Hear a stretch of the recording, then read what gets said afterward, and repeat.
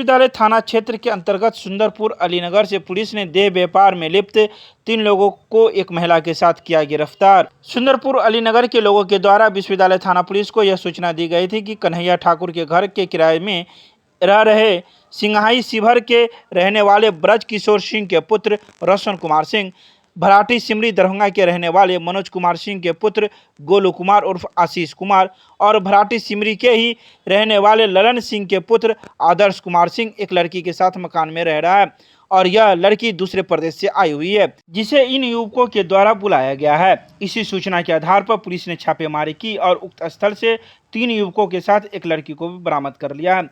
ये सभी युवक निजी गाड़ी एजेंसी में कार्यरत हैं। तो वहीं पुलिस को यह भी सूचना मिली थी कि जो मकान मालिक है वह टेबलेट बेचने का काम करता है। पुलिस युवक सहित युवती को गिरफ्तार कर ली है और आगे की कागजी कार्रवाई कर हर बिंदु पर जाँच कर रही है।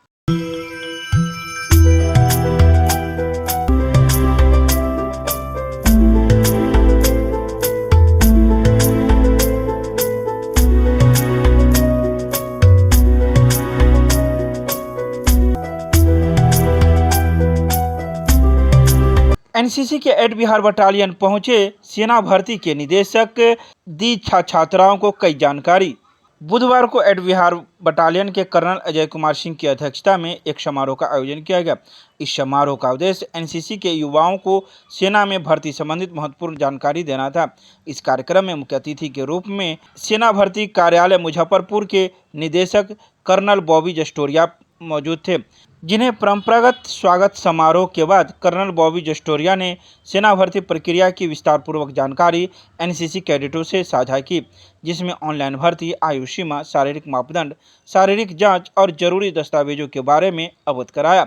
इच्छुक प्रतिभागी को भर्ती के समय आने वाली दिक्कतों को किस प्रकार सही प्रक्रिया से पार किया जा सकता है, इसकी भी जानकारी विस्तार से कैडेटों को दी गई।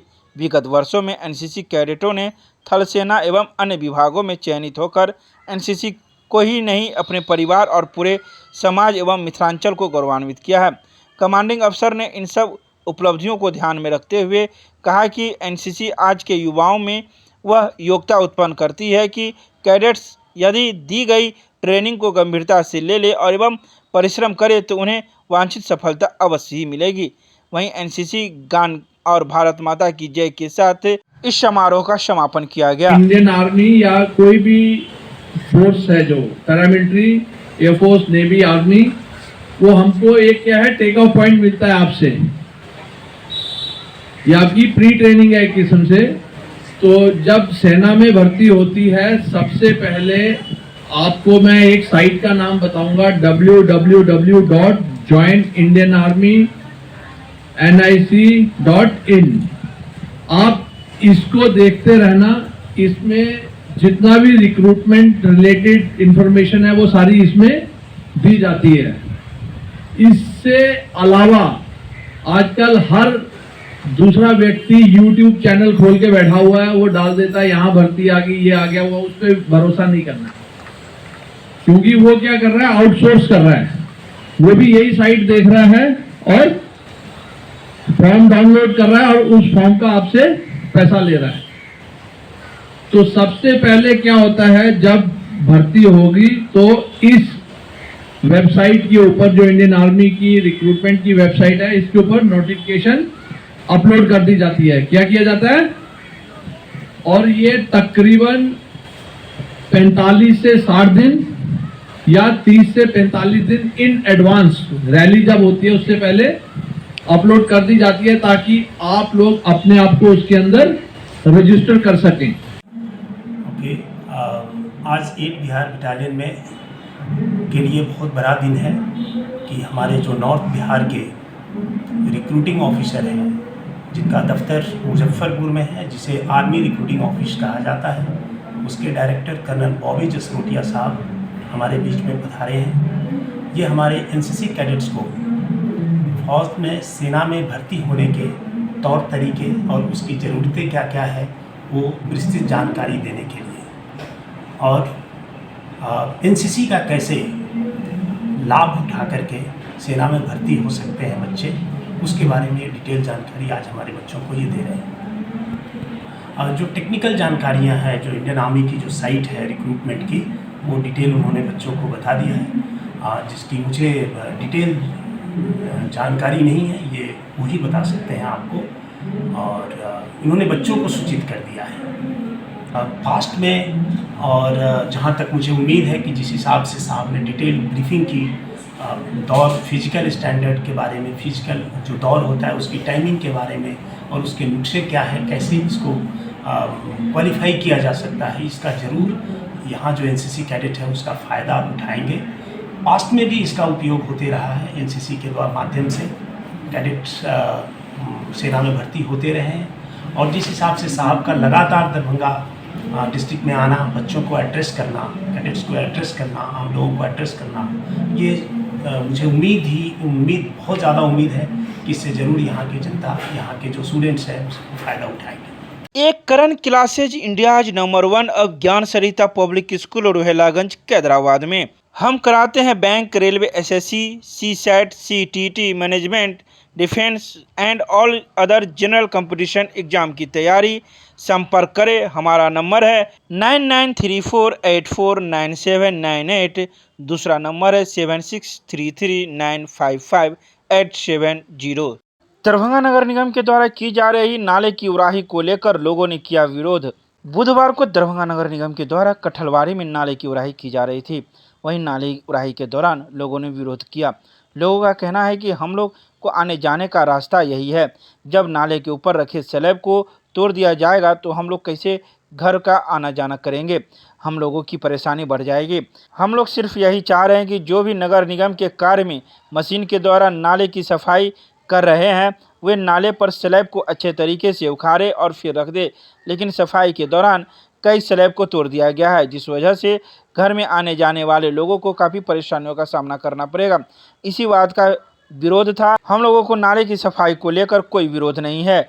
इस बारे में मौजूद पार्षद निशा कुमारी ने कहा कि नाले की सफाई हो जाने के बाद हर एक घर के सामने स्लैब रख दिया जाएगा, ताकि किसी प्रकार की कोई कठिनाई का सामना लोगों को नहीं करना पड़े। गौरतलब है कि 5 साल पहले इस नाले का निर्माण हुआ था, लेकिन आज तक इस नाले की उराही नहीं हो पाई थी, जिस वजह से इस क्षेत्र में जल जमाव की समस्या बरसात के समय में हो रही थी। वहीं मानसून को देखते हुए नगर निगम के द्वारा नाले की उराही की जा रही है। लोग दूगो पैसा मार्केट में दुकान खोल के रहता है कि दूगो पैसा कमाएंगे।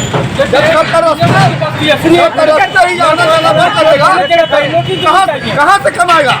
पहली बात है कि नगर निगम नोटिस दिया, ये नाला हम तोड़वा रहे हैं। आपका कहना क्या है? आपका कहना ये है कि नाला सफाई हो, उसके आगे में छोटा सा स्लैब रख दे, सब आदमी अपना दुकान में जाएगा आएगा, राहत मिलेगा, जो 2 पैसा कमाएगा। मार्केट ऐसे ही पुल बनने के बाद डेड हो गई और अभी कुछ मार्केट जमा भी है, तो अब रास्ते नाला ही तोड़ देगा, दुकानदार सबके यहाँ जाएगा कैसे लोग? अच्छा, स्लैब लगेगा? स्लैब था ना, नाला जब बना था तो नाला था तो स्लैब था। हाँ। और अभी जो नाला सफाई हो रही है उसके आगे में थोड़ा सा क्यों ना कहाँ प्लास्टर हुआ, कहाँ कुछ हुआ? आदमी अपना शिक्षा के लिए क्या नहीं करता? सफाई हो रही है। मैं ये कह रहा हूँ, खाना खाने जाएगा या दुकान में आदमी जाएगा तो कैसे जाएगा? यहाँ पे नहीं रहेगा, गड्ढा में गिर जाएगा। के लिए सुविधा भी दिया जाए। कौन आयुक्त से कहना है और मेरा मुन्नी देवी मेयर से भी कहना है कि वो लोग इस पर ध्यान दे, मार्केट में जहाँ भी मार्केट हो इस पर ध्यान दे, ये आने जाने का रास्ता बंद नहीं करे किसी का। सर वो बरसात में जो है ना ट्रेन की सफाई हो रही थी, तो ये ट्रेन की तरफ से बना है, तब से जो है आगाही साफ हुआ था। 2 साल पहले भी हम करवाए थे, तो आराध्या विभाग हमारे नहीं साफ हुआ, आगे नहीं साफ हुआ था। तो अभी क्या हुआ था कि ये पानी हल्की बारिश में भी जो है उधर पूरब साइड में जो है रोड पे पानी आते थे। तो यही सबको देखते हुए जो है अभी बरसात के मौसम ठीक ठाक है, हमको कि ये नाला साफ करवा लेते हैं।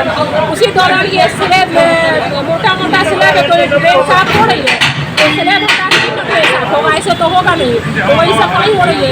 और जितना भी दुकानदार है, पूछ लीजिए सारे दुकानदार को। मैंने कहा था कि अगले कमर को भी हम बोले हैं कि दुकान के आगे जाने आने के लिए एक स्लैब आप रख दीजिए, बाकी कचरा उठा के कल्टी सिस्टम से जो है स्लैब को जो बैठा दिया जाएगा। और जहाँ अगर जो थोड़ा बहुत खाली हुई है तो हम पब्लिक से रिक्वेस्ट है कि जो जहाँ रिक्वेस्ट हुआ है तो आप लोग अपने तरफ से भी या फिर हम निगम से प्रयास करेंगे कि इसको सिस्टम से जो है सही कर दिया, वही आगे जा करके कुछ आ सकता है। जबकि इसको पहले से भी हम कर रहे हैं, पहले भी इनको जो है सीओ से और नगर निगम से 2-3 नोटिस हो चुकी है, लेकिन फिर भी आपको वो ट्रेन का भी स्लैब नहीं खाली करने दे रहे, इसीलिए यहाँ पर प्रशासन को बुलाना और थोड़ा सबकी बात हो गई। केमिस्ट्री क्लासेज रुहेलागंज सब्जी मंडी कैदराबाद दरभंगा। हमारे यहाँ होती है IIT, JEE, medical, 11-12, BSc honours और सब्सिडरी की पूरी पढ़ाई। संपर्क करें डॉक्टर जय कुमार। मोबाइल नंबर है 9470278724। मिथिला विश्वविद्यालय के जुबली हॉल में चल रहे 3 दिवसीय कार्यशाला का हुआ समापन। मिथिला विश्वविद्यालय के जुबली हॉल में वाणिज्य एवं व्यवसाय प्रशासन विभाग के द्वारा आयोजित 3 दिवसीय कार्यशाला का समापन किया गया। यह कार्यशाला उत्तर बिहार में उद्यमिता विकास विषय पर था। इस 3 दिवसीय कार्यशाला में कई सत्र का आयोजन किया गया था। वहीं समापन समारोह में मिथिला विश्वविद्यालय के कुलपति प्रोफेसर SP सिंह मौजूद थे, जिन्हें पाक चादर मेमेंटो के साथ सम्मानित किया गया। तो वहीं इस कार्यक्रम में शिक्षा के क्षेत्र में संबंध रखने वाले सामाजिक उद्यमी दरभंगा पब्लिक स्कूल के निदेशक विशाल गौरव ने उद्यमिता को एक व्यवसाय के रूप में अपनाए जाने की जरूरत पर बल दिया। उनके अनुसार उद्यमिता के विकास से उत्तर बिहार को सामाजिक आर्थिक रूप से सशक्त बनाना संभव है। तो वहीं समापन सत्र में आए अतिथियों ने अपने अपने विचार व्यक्त किए। वाणिज्य संकाय के अध्यक्ष प्रोफेसर BBL दास ने भी अपने विचार रखे। तो वहीं सत्र समापन कार्यशाला के आयोजन सचिव एवं वाणिज्य विभागाध्यक्ष और निदेशक प्रोफेसर अजीत कुमार सिंह ने सभी को धन्यवाद ज्ञापन किया। 3 दिनों का यह कार्यशाला जो विश्वविद्यालय वाणिज्य एवं व्यावसायिक प्रशासन विभाग के द्वारा आयोजित किया गया था, माननीय कुलपति महोदय प्रोफेसर सुरेंद्र प्रताप सिंह के संरक्षण में और उनके निर्देशन में यह कार्यशाला सफल रहा है, ग्रांड सक्सेस है ये। चूँकि हमारे जितने भी रिसोर्स पर्सन थे जिन्हें मैंने इनवाइट किया था, जो विभिन्न क्षेत्रों से थे, जैसे DDM नवाड, GM DIC Madhubani, Sheohar, Darbhanga, senior manager of central bank and Indian bank और बहुत सारे उद्योग के उद्योगपति लोग थे, डायरेक्टर लोग थे, जैसे मखायो industry, Rani Sati feed industry.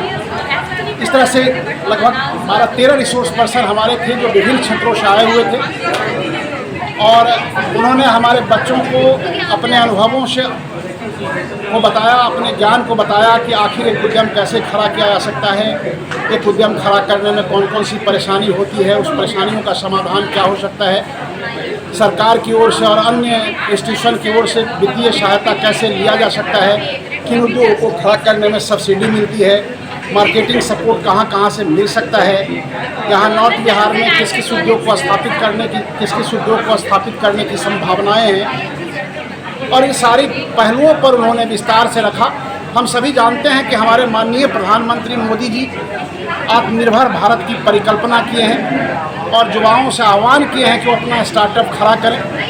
चूँकि हमारा देश जनसंख्या की दृष्टि से कुछ दिनों में नंबर 1 हो जाएगा पूरे विश्व का, और हमारे नौजवान सिर्फ नौकरी करना चाहेंगे। अगर सारे के सारे नौकरी सीकर रहेंगे, प्रोवाइडर नहीं बनेंगे, तो फिर सभी को रोज़गार मिलना संभव नहीं होगा। इसलिए नई राष्ट्रीय शिक्षा नीति में भी उस पर पहल किया गया है और UGC की ओर से भी सिलेबस में परिवर्तन किया जा रहा है और ये जो परंपरागत कोर्स है उसके साथ कौशल विकास से संबंधित कोई ना कोई एक कोर्स रखा जा रहा है, ताकि हमारे बच्चे पढ़ने के बाद बेरोजगार न हो, उसका स्किल डेवलपमेंट हो, उसका कौशल विकास हो और वे अपना उद्योग स्थापित कर सके। इस तरह से मैं समझता हूँ कि हमारे बच्चों के लिए और ख़ास करके उत्तर बिहार के विकास के लिए, यहाँ के उद्यमिता विकास के लिए यह कार्यशाला बहुत ही सार्थक होगा। मैं professor Ajit Kumar Singh, head cum director, university department of commerce and business administration और organising secretary of this workshop. Millat Mahavidyalaya में NCC इकाई के द्वारा 1 डे इंडक्शन प्रोग्राम का किया गया आयोजन। महाविद्यालय में आयोजित इस कार्यक्रम में मुख्य अतिथि के रूप में 8 बिहार बटालियन के कमांडिंग ऑफिसर अजय कुमार सिंह, महाविद्यालय के प्रधानाचार्य प्रोफेसर इफ्तिकार अहमद एवं कैप्टन इंसान अली मौजूद थे। कार्यक्रम की शुरुआत आगत अतिथियों का सम्मान पाक चादर और उपहार के द्वारा किया गया। मुख्य वक्ता कर्नल अजय कुमार सिंह को महाविद्यालय के प्रधानाचार्य के द्वारा सम्मानित किया गया। कर्नल अजय सिंह ने भारतीय सेना के सच्चे धर्म निरपेक्षता पर प्रकाश डालते हुए कहा कि हम भारतीय एक हैं और हम अखंड रहेंगे। साथ ही साथ उन्होंने टीच वन प्रोग्राम पर भी विशेष जोर दिया तथा दूसरे चरण में महाविद्यालय के प्रधानाचार्य ने एनसीसी के चरित्र निर्माण पर विशेष प्रकाश डाला। कार्यक्रम का संचालन अंडर ऑफिसर करण कुमार पांडे के द्वारा किया गया तथा समापन कार्यक्रम सीटीओ जमशेद आलम के द्वारा किया गया। तो वहीं इस कार्यक्रम में महाविद्यालय के एनसीसी कैडेट्स के अलावा महाविद्यालय के कई अन्य छात्र छात्राएं एवं शिक्षक शिक्षिकाएं मौजूद थे। भूख लगी आप लोगों को? पक्का? सबसे पहले मैं मिल्लत कॉलेज एडमिनिस्ट्रेशन प्रिंसिपल साहब, जितने भी उपस्थित यहाँ पे विद्वान हैं, सबका हृदय से धन्यवाद देता हूँ कि आप सबको सुनाई दे रहा है बेटा लास्ट में? ओके, बिल्कुल क्लियर या सिर्फ आवाज़ आ रहा है? ओके। तो ये मंच दिया आप लोगों ने बोलने के लिए मुझे, अपने बच्चों को, अपने भाई और बहन को एड्रेस करने के लिए। ये आप लोगों के लिए आम बात है, ऐसे मंच का होना, सामने कुछ लोग को सुनने के लिए बैठा होना, परंतु हम फौजियों के लिए ये बहुत ही बड़ी उपलब्धि है, क्योंकि हमें कानून इस बात की इजाज़त नहीं देता कि मैं किसी पब्लिक गैदरिंग को एड्रेस करूं, किसी प्रेस में मैं अपनी वक्तव्य दूं या कविता के माध्यम से किसी को अपनी बात रखूं। ये आज़ादी हम में नहीं है, परंतु एनसीसी में जब हम डिप्यूटेशन पे आते हैं तो ये हमें छूट मिलती है कि मैं आप लोगों से रूबरू हो सकूं, और वो भी लिमिटेड है ओनली टू द कॉलेज और स्कूल के स्टूडेंट्स हैं। सो उसी कानूनी हैसियत के हिसाब से मैं आपके सामने खड़ा हूँ। परंतु कभी कभी जब मैं दूसरे क्षेत्रों में काम करता था तो वो जो बिल्कुल मेरे लिए दायरा बना है उससे मैं बाहर नहीं गुजरता था, परंतु दरभंगा में आने के बाद में अनायास मेरे में एक परिवर्तन मेरे चरित्र में आया, और जब मैं खड़ा आप लोगों के सामने होता हूँ तो मेरे कंधे पे दो जिम्मेवारियाँ होती हैं। एक कि मैं एक सेना अधिकारी हूँ, मुझे अपने सैनिक कार्य काम और उसके दायरे हैं, उससे बाहर हमें कुछ भी नहीं करना है। और दूसरी जिम्मेवारी ये है कि चूँकि मैं यहीं की पैदाइश हूँ, यहीं पे पला बड़ा, इसी मिट्टी का बना हूँ, तो मुझे ये एहसास होता है कि शायद ये मेरे लिए मौका है कि मैं अपने घर के बच्चों को जिस शिद्दत से, जिस ऑनेस्टी से मैं एड्रेस करता हूँ या सिखलाता हूँ या समझाता हूँ, वैसे ही तुम्हें भी मैं बात कर सकूँ।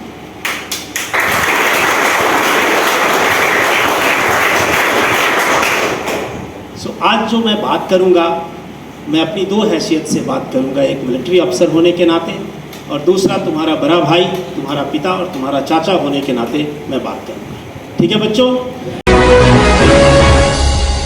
कामेश्वर सिंह दरभंगा संस्कृत विश्वविद्यालय के कर्मियों के साथ कुलपति ने की वार्ता रही असफल। पिछले कई दिनों से कामेश्वर सिंह संस्कृत विश्वविद्यालय के कर्मियों के द्वारा कुलसचिव से भी हुए विवाद को लेकर धरना प्रदर्शन दिया जा रहा है। तो वहीं इस संदर्भ में कुलपति से लंबी वार्ता के बाद भी कोई समुचित हल नहीं निकाला जा सका और कुलपति द्वारा एक जांच कमेटी बनाकर जांच करने का आदेश दिया गया। इधर कर्मियों का धरना प्रदर्शन को जारी रखते हुए अनिश्चितकालीन धरना प्रदर्शन करने का ऐलान किया है।